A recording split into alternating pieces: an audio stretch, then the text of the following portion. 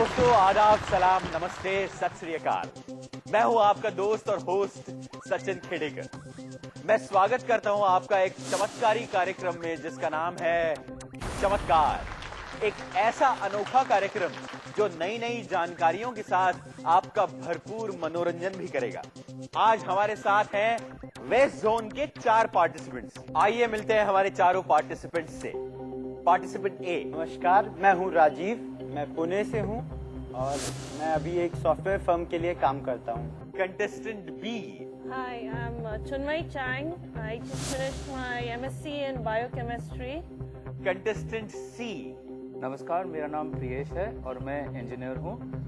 फिलहाल मैं human resource department में काम करता हूँ। Contestant D. मेरा नाम विवेक है और मैं मुंबई में काम कर रहा हूँ, एनालिस्ट कर रहा हूँ जेपी मॉर्गन में। चारों पार्टिसिपेंट्स के परिचय के बाद चलिए मिलते हैं हमारे आज के मेहमान श्री अरविंद जी परांजपे से। अरविंद जी हमारे यहाँ इस कार्यक्रम में आयुका पुणे से आते हैं। अब कार्यक्रम के राउंड्स के बारे में मैं आपको बता दूं। हमारे 3 राउंड्स होंगे। पहला राउंड प्रयोगशाला राउंड, दूसरा राउंड प्रोफेसर गड़बड़कर राउंड, तीसरा राउंड बूझो तो जानो। आइए शुरू करते हैं पहला राउंड।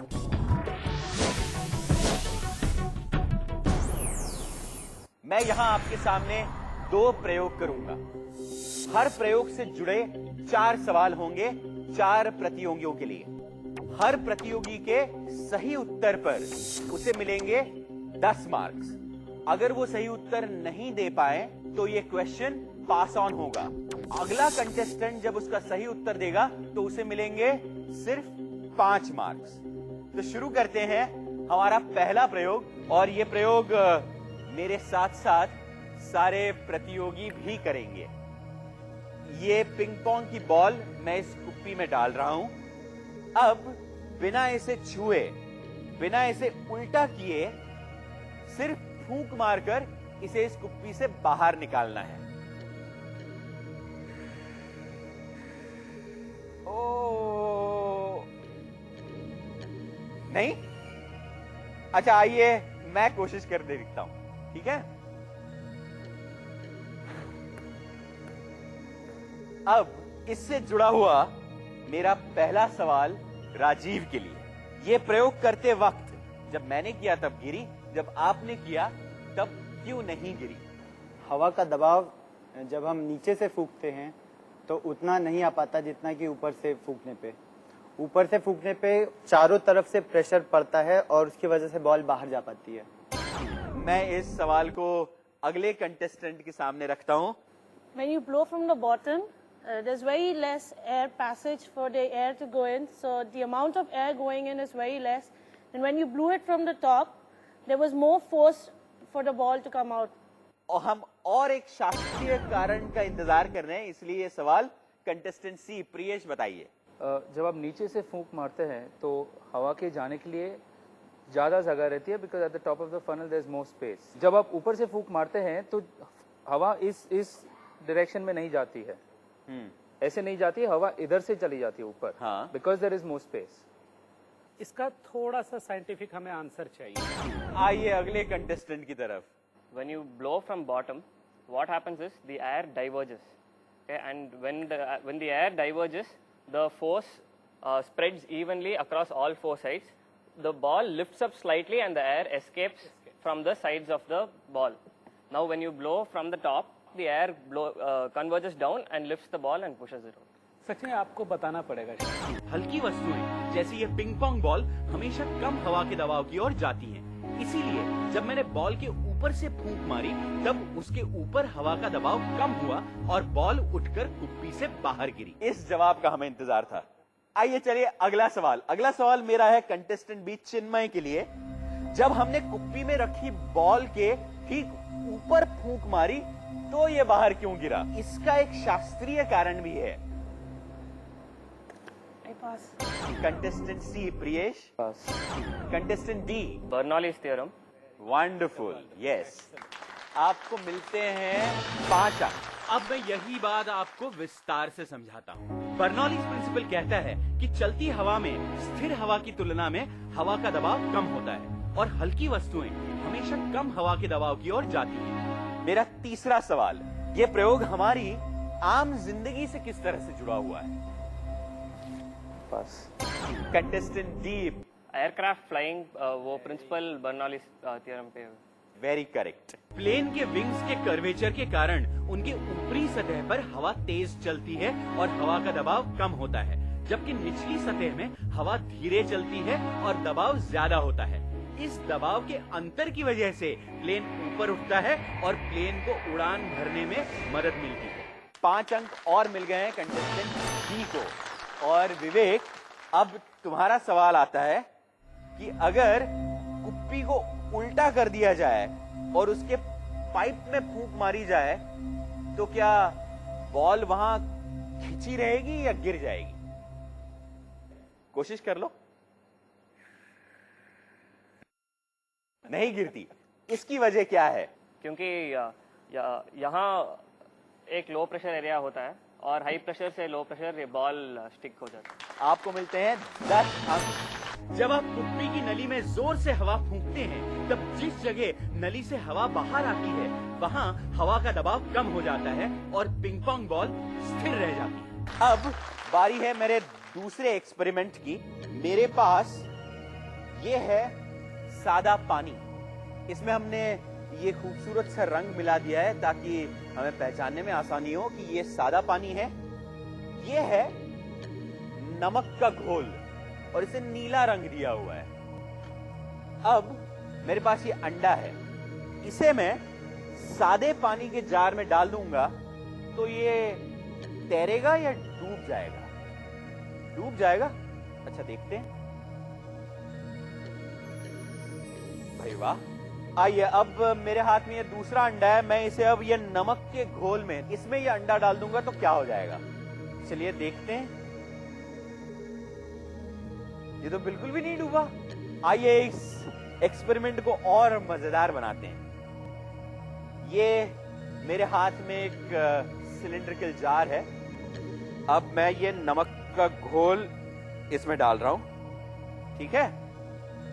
अब इस नमक के घोल में मेरे पास यहां तेल है। तेल, जब इस तेल को मैं इसमें डालूंगा तो क्या हो जाएगा? चलिए ये भी देख लेते हैं। देखिए, तेल इस नमक के घोल के ऊपर है। अच्छा, चलिए अब इसमें अगर मैं ये अंडा डाल दूं तो क्या हो जाएगा? चलिए ये भी करके देख लेते हैं। ठीक है। अब कंटेस्टेंट ए, आपका पहला सवाल। अंडा नमक के घोल में क्यों नहीं डूबा जबकि सादे पानी और तेल में डूब गया? Salt water is having higher density compared to water and oil. बिल्कुल सही है। आपको मिलते हैं 10 अंक। मेरा दूसरा सवाल कंटेस्टेंट बी चिन्मय के लिए। किस वैज्ञानिक का सिद्धांत इस प्रयोग की पुष्टि करता है? Archimedes. करेक्ट। आपको मिलते हैं 10 अंक। मेरा तीसरा सवाल कंटेस्टेंट सी। हम इस प्रयोग से क्या पता कर सकते हैं कि अंडा कच्चा कौन सा है और उबला हुआ कौन सा है? The boiled egg will float in the waters also. I'll pass it on. Contestant Boiled B. egg will sink in water. I'll pass it on to A. अंडे को उबालने के बाद उसके अंदर का डेंसिटी बढ़ जाता है कंपेयर टू सॉल्ट, बिकॉज वो सॉलिड कन्वर्ट हो जाता है, तो इसकी वजह से वो उसमें डूब जाएगा नमकीन पानी में। चलिए ठीक है, आपको मिलते हैं 5 अंक। मेरा चौथा सवाल है कंटेस्टेंट डी के लिए। अगर कच्चा अंडा और एक उबला अंडा दोनों को एक साथ इस तरह से घुमाया जाए तो एक अंडा आराम से घूमेगा और दूसरा डगमगाएगा। क्या आप बता सकते हैं कि कच्चा कौन सा है और उबला कौन सा है? The boiled egg will rotate easily because it is heavier. कच्चे अंडे का क्या हो जाएगा? It will rotate initially and it will stop because it will not have enough momentum to push it to rotate it for longer. नहीं, I think पास करना चाहिए। Contestant ए, मैं एक और बात के इंतजार में हूं। कच्चा अंडा जो होगा, क्योंकि उसके अंदर लिक्विड होगा, वो उसका मोशन अपने मतलब घुमाने के मोशन को अपोज करेगा। बिल्कुल। और इसकी वजह से आप डिटेक्ट कर सकते हैं कौन सा कच्चा है और कौन सा उबला हुआ अंडा। बिल्कुल ठीक है, आपको फिर से मिलते हैं 5 अंक। जब आपका अंडा उबला हुआ है तो वो पूरा एक समान में है, तो उसका जो सेंटर ऑफ ग्रेविटी है, पर जैसे वो एक इकट्ठा हो जाता है और इसलिए आप अंडे को बड़ी आसानी से घुमा सकते हैं। एक अंडे में फ्लूइड है कि जिसे आप रोटेट कर रहे हो तो वो फ्लूइड ड्रैग करता है, अपनी जो रोटेशन को थोड़ा रेजिस्ट करता है, तो उससे जैसे आपने अंडे को घुमाया तो वो पीछे रहने की कोशिश करेगा और वो वॉबल होगा। तो इस राउंड के अंत में स्कोर्स हुए हैं contestant A 20 marks, contestant B 10 marks, contestant C 0 marks और कंटेस्टेंट डी 20 मार्क्स। अब शुरू करते हैं हमारा दूसरा राउंड, जिसका नाम है प्रोफेसर गड़बड़कर। इस राउंड में एक सवाल के 2 भाग होंगे।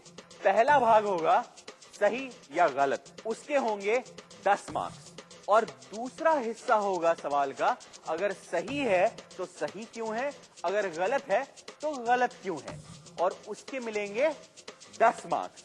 और इस राउंड में सवाल पास ऑन नहीं होगा।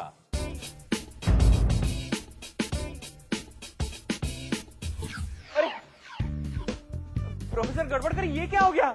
सचिन, कब से मुझे एक परेशानी है, सोचा आपसे ही पूछ लूं मैं। हाँ पूछ लो। तुमने वो मशहूर पेंटर सैल्वाडोर डैली का नाम तो सुना होगा, हाँ, जो अपनी खिड़कियों से बिल्लियों को फेंकता था ये जानने के लिए कि वो नीचे गिरती है तब कैसे गिरती है। अब मुझे ये जानना था कि इंसान जब गिरता है तो वो नीचे कैसे गिरता है। ओहो, अच्छा मैं समझ गया। तो आपने छलांग लगा दी और आपके हाथ का ये हाल हो गया।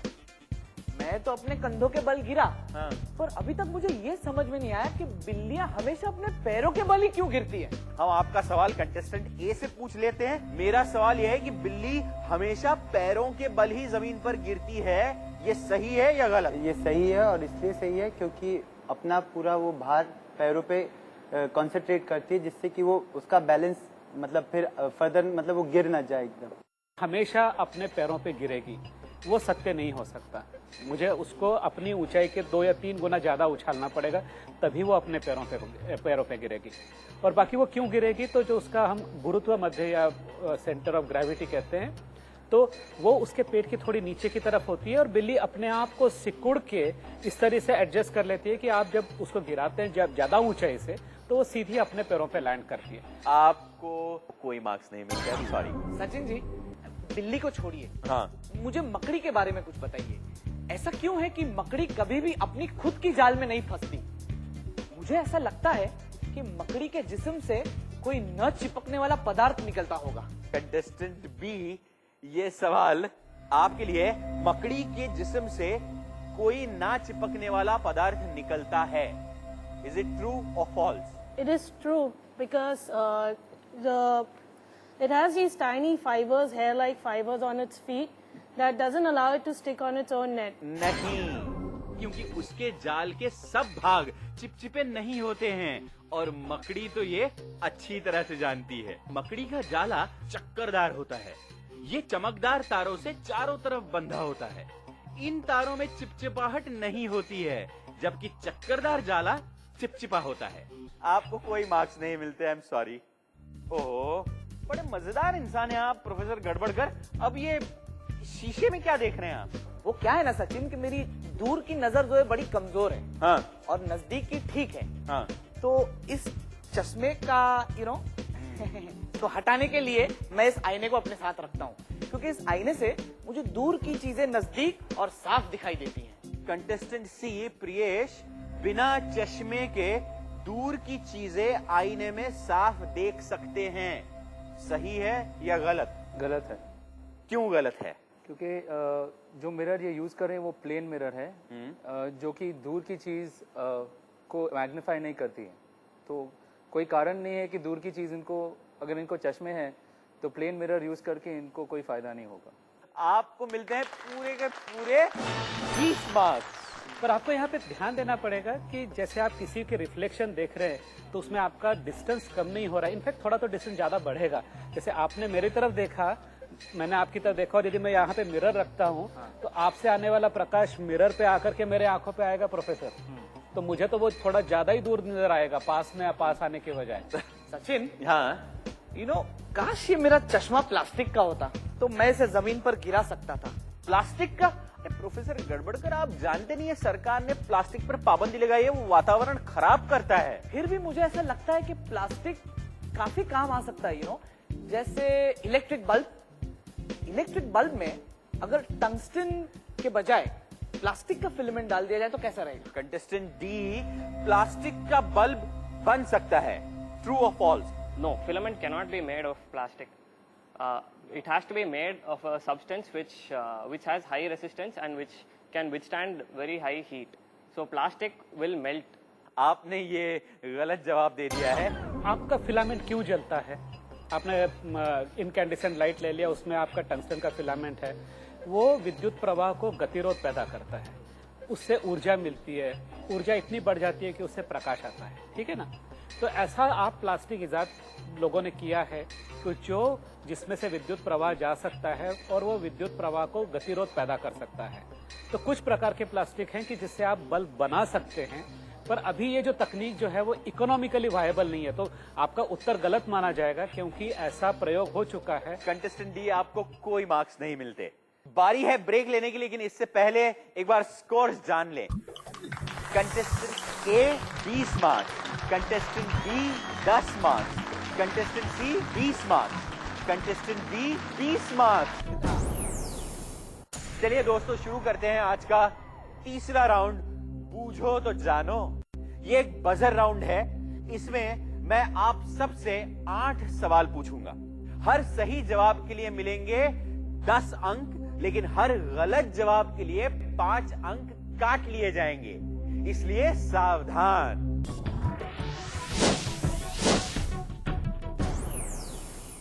शुरू करते हैं। मेरा पहला सवाल, बायोलॉजिकल कंडीशंस में जिसे ब्रोमोहाइड्रोसिस नाम से जाना जाता है, उससे आज हम किस नाम से जानते हैं? चलिए मैं बता देता हूं, बॉडी ओडर इज ब्रोमोहाइड्रोसिस। अगला सवाल विजुअल राउंड है। इन तस्वीरों को देखकर आपको बताना है कि इनका आपस में क्या संबंध है। Yeah, all these structures made by Raja Jaisingh are made of limestone. Basically, that is the connection is that the buildings are made of limestone. That is what I thought. I am sorry, I can't give it to you.